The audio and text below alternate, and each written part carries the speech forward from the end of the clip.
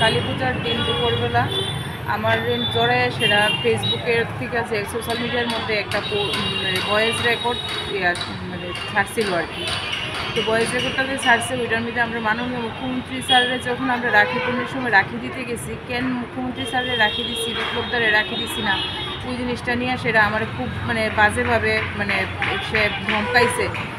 এবং মানে ওইটার জেরে আজকে বিগত 7 দিন যাবত আমি আমার সংসারে অশান্তি এরকম চূড়ান্ত পর্যায়ে পৌঁছেছে। 7 দিন যাবত আমার ছোটো বাচ্চাটারে নিয়ে আমি বাড়ির বাইরে। আমি 2টা সন্তানের মা, একটা ছেলে আমার হলো মা ছাড়া ঘরের মধ্যে। দেখেন আজকে দীর্ঘদিন ধরে আমি রাজনীতির সাথে জড়িত, দীর্ঘ 8 বছর 9 বছর যাব। আজ কোনো দিন এরকম কালিমালিপ্ত হয়েছি না। আজকে সেই মানে বাজে মানুষ এবং সে খুবই খারাপ, সে পার্টিটারে এরকমভাবে নষ্ট করতেছে। বিগত দিনে সে বুথ সভাপতি ছিল, এখন তার পদ নাই। সেই হিংসার জেরে সে অন্যরা কাজ করতে ডিস্টার্ব করতেছে। সে প্রতাপগড় মণ্ডল 42 নং ওয়ার্ডের 12 নং বুথের প্রাক্তন বুথ সভাপতি সহদেব দেবনাথ। তার সাথে আমার কথোপকথন হয়েছে মিনিমাম 3 মাস আগে, যেমন শ্রাবণ মাসের প্রথম দিকে এরকম কথা হয়েছে। সে প্রথম অবস্থায় সে প্রত্যেকটা মহিলারই সে মানে বিভ্রান্তকর কথাবার্তা কইতে তার থেকে না, তার চোখে নারীর আর কোনো সম্মানই নাই।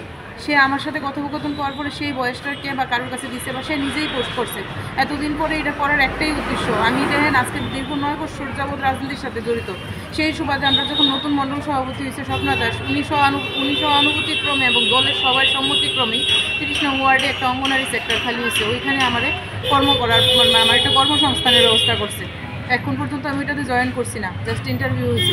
সে আমার ওই কর্মসংস্থানটা পাওয়ার করতে তার মধ্যে একটা হিংসা সৃষ্টি হয়েছে, যাতে সেও কাজ করে আমিও কাজ করি, হ্যাঁ বউ ফিল্ডে আছে, তার ঘরে কেউ পাইছে না, আমি কেমনে পাই দিয়েছি। ওইটার উপরে হিংসা করে সে আমার জীবনটা একদম তছনছ করে দিচ্ছে। আমার সাথে সাথে আমার 2টা বাচ্চার জীবন শেষ।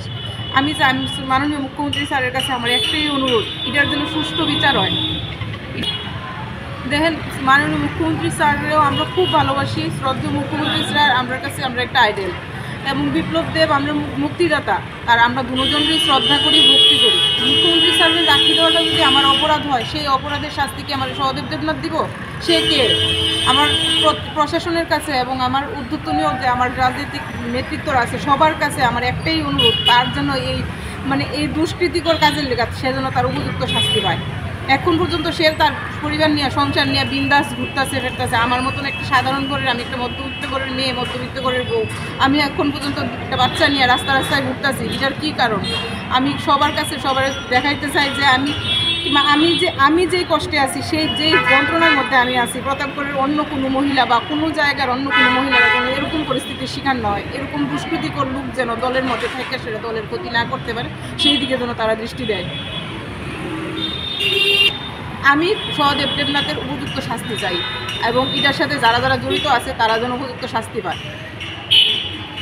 আমি সহদেব দেবনাথ এবং সাঙ্গবাং করে দায়ী করি।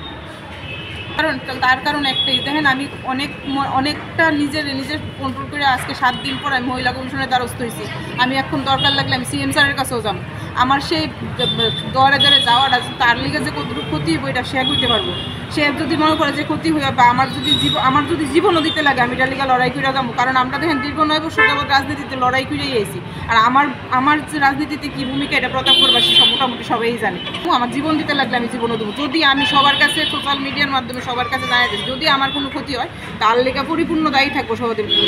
হ্যাঁ, CM স্যারের রাখি দেওয়ার কারণে সে আমার ধমকাইছে এবং আমার লিয়া কুরুচিকর মন্তব্য করে সেটা বাজে কথাটি সেই কইছে মাননীয় মুখ্যমন্ত্রী ডক্টর মানিক সাহা।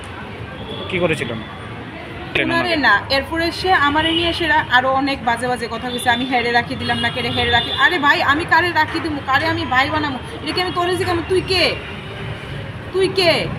তোর ঘরে বউ আছে, তোর বোন থাকলে তোর বোনের জিগা, তোর ভাই বউরে জিগা, তুই আমরা জিগাইতে রে? তোর কি স্বার্থ?